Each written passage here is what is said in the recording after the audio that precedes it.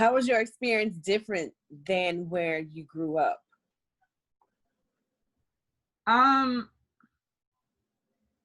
experience.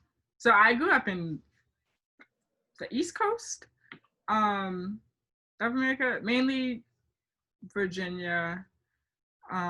There's no subways here. There's a lot of subways in India, or specifically where I was, or metro, not subways, metro. There's a lot of, I guess, like metro transportation there. So that was an interesting thing because I had to figure out how to travel myself through the metro to get places. And so I didn't get hearing aids until I was 18, I believe. And I went to India like close to 20. So like that 2-year period of me having hearing aids, or 1-year period of me having hearing aids, it's definitely a lot louder in India, New Delhi specifically. Like there's a prayer that happens like throughout the day, and there were also a lot of protests that were happening throughout the day. And I don't really experience that where I stay firsthand in America, but the protests were like right outside of my hostel, so I definitely was up hearing protesters late at night. And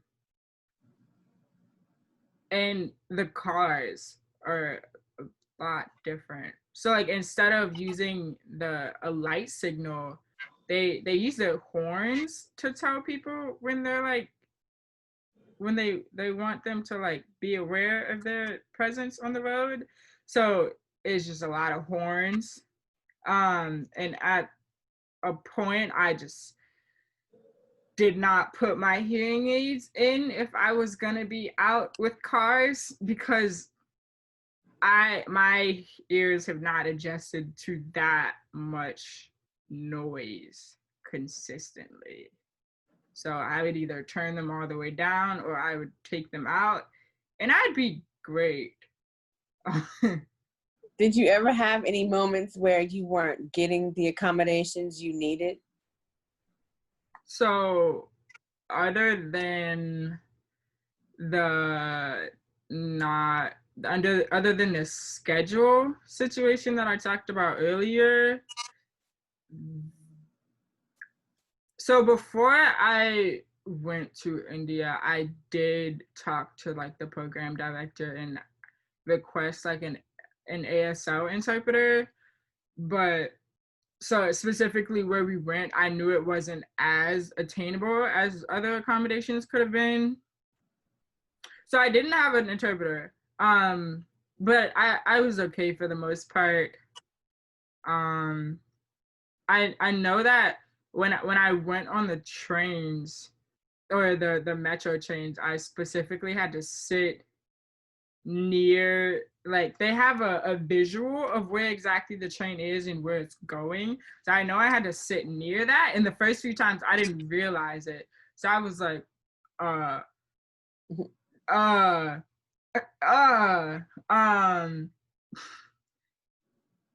anyway, and there definitely were a few times where communication was a barrier, I think, especially with the majority of people over there speaking the central language, Hindi. So I don't know, just sometimes people didn't understand that, one, I am hard of hearing, so I read lips. So if someone's not facing me and I continuously remind them and they still don't face me, that's definitely an accommodation barrier that I faced. And sometimes people would like just speak very, very, very low, and I would tell them to speak up and they wouldn't. Like it would literally just be us two in the same room, and I would tell them to speak up because I could not hear them, and they just didn't. So I just chose to stop talking to them at some point.